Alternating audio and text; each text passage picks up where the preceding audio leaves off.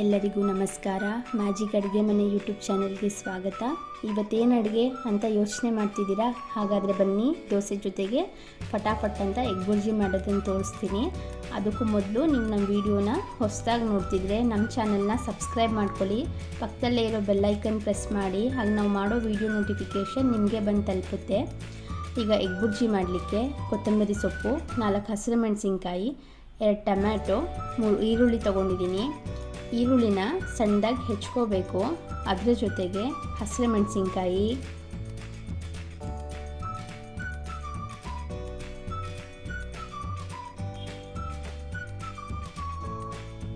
Tomato,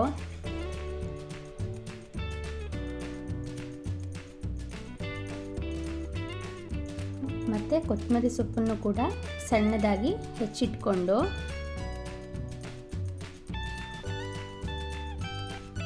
ನಂತರ ಒಂದು ಬೌಲ್ಗೆ 1/4 ಸ್ಪೂನ್ ಗರಂ ಮಸಾಲ, ಅರ್ಧ ಸ್ಪೂನ್ ಧನಿಯಾ, ಅರ್ಧ ಸ್ಪೂನ್ ಅಚ್ಕಾರದ ಪುಡಿ ತೊಗೊಂಡಿದ್ದೀನಿ. ಈಗ ಒಂದು ಪ್ಯಾನ್ ಬಿಸಿಯಾಗಿಟ್ಟು 3 ಟೇಬಲ್ ಸ್ಪೂನ್ ಎಣ್ಣೆ ಹಾಕೋತಾ ಇದ್ದೀನಿ. ಎಣ್ಣೆ ಕಾದ ನಂತರ ಸಾಸಿವೆ ಚಿಟಪಟ ಅಂತಿದ್ದಾಗೆ ಕರ್ಬೇವಿನ ಸೊಪ್ಪು ಮತ್ತು ಹಸಿರು ಮೆಣಸಿನ್ಕಾಯಿ ಸೇರಿಸ್ಕೊತಾ ಇದ್ದೀನಿ. ಇವಾಗ ಈರುಳ್ಳಿನೂ ಸೇರಿಸ್ಕೊಂಡು ಚೆನ್ನಾಗಿ ಫ್ರೈ ಮಾಡ್ಕೋಬೇಕು.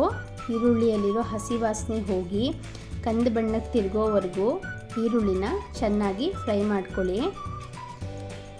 ಈರುಳ್ಳಿ ಫ್ರೈ ಆದ ನಂತರ ಟೊಮೆಟೊ ಸೇರಿಸ್ಕೊತಾ ಇದ್ದೀನಿ. ಟೊಮೆಟೊ ಮತ್ತು ಈರುಳ್ಳಿನ ಚೆನ್ನಾಗಿ ಮಿಕ್ಸ್ ಮಾಡ್ಕೋಬೇಕು. ನೋಡಿ, ಈ ಥರ ಚೆನ್ನಾಗಿ ಮಿಕ್ಸ್ ಮಾಡ್ಕೊಳ್ಳಿ. ಇವಾಗ ಚಿಟಿಕೆ ಅರಿಶಿನ, ರುಚಿಗೆ ತಕ್ಕಷ್ಟು ಉಪ್ಪು ಸೇರಿಸಿ ಮತ್ತೆ 1-2 ನಿಮಿಷ ಚೆನ್ನಾಗಿ ಫ್ರೈ ಮಾಡ್ಕೊಳ್ಳಿ.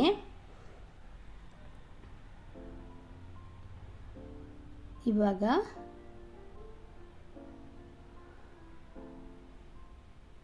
ಒಂದು ಲಿಡ್ ಕ್ಲೋಸ್ ಮಾಡಿ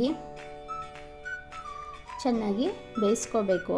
ಈ ಥರ ಲಿಡ್ ಕ್ಲೋಸ್ ಮಾಡೋದ್ರಿಂದ ಟೊಮೆಟೊ ಬೇಗ ಸಾಫ್ಟ್ ಆಗುತ್ತೆ. ನೋಡ್ತಿರ್ಬೋದು ನೀವಿಲ್ಲಿ ಟೊಮೆಟೊ ಸಾಫ್ಟ್ ಆಗಿದೆ. ಈಗ ನಾವಾಗಲೇ ತೋರಿಸಿದ್ವಲ್ಲ ಮಸಾಲೆ ಪೌಡರ್ಗಳು, ಅದನ್ನು ಸೇರಿಸ್ಕೋಬೇಕು. ಮಸಾಲೆ ಪೌಡರ್ ಸೇರಿಸಿದ ಮೇಲೆ ಮತ್ತೆ 1-2 ಸಲ ಚೆನ್ನಾಗಿ ಫ್ರೈ ಮಾಡಿಕೊಂಡು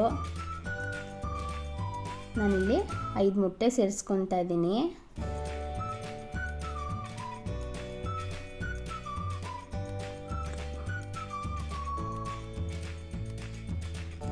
ಮೊಟ್ಟೆ ಸೇರಿಸಿದ ಕೂಡಲೇ ಚೆನ್ನಾಗಿ ಮಸಾಲೆ ಮತ್ತು ಮೊಟ್ಟೆ ಎರಡು ಮಿಕ್ಸ್ ಆಗೋ ಥರ ಫ್ರೈ ಮಾಡ್ಕೋಬೇಕು.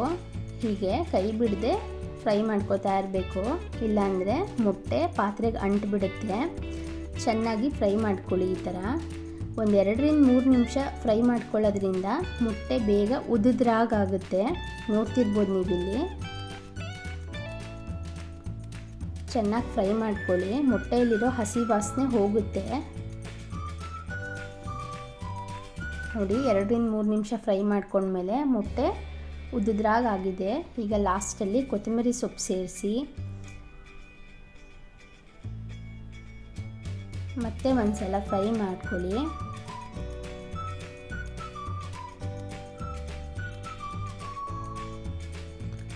ನೋಡ್ತಿರ್ಬೋದು ಇವಾಗ ಎಗ್ ಬುರ್ಜಿ ರೆಡಿಯಾಗಿದೆ. ಬನ್ನಿ, ದೋಸೆ ಜೊತೆಗೆ ಸರ್ವ್ ಮಾಡ್ಕೊಳ್ಳೋಣ. ನಮ್ಮನೇಲಂತೂ ಎಗ್ ಬುರ್ಜಿ ಅಂದರೆ ತುಂಬ ಇಷ್ಟಪಡ್ತಾರೆ ದೋಸೆ ಜೊತೆಗೆ ತಿನ್ನೋಕ್ಕೆ. ನೋಡ್ತಿರ್ಬೋದು ನೀವಿಲ್ಲಿ ಎಗ್ ಬುರ್ಜಿ ಎಷ್ಟು ಚೆನ್ನಾಗಿ ರೆಡಿಯಾಗಿದೆ. ನೋಡೋಕ್ಕೂ ಚೆನ್ನಾಗಿ ಕಾಣಿಸ್ತಾ ಇದೆ, ತಿನ್ನೋಕ್ಕೂ ಚೆನ್ನಾಗಿತ್ತು. ನೀವು ಒಂದ್ಸಲ ನಿಮ್ಮ ಮನೇಲಿ ಟ್ರೈ ಮಾಡಿ ನಮ್ಮ ರೆಸಿಪಿನ ಹೇಗಿತ್ತು ಅಂತ ಕಮೆಂಟ್ ಮಾಡಿ ತಿಳಿಸಿ.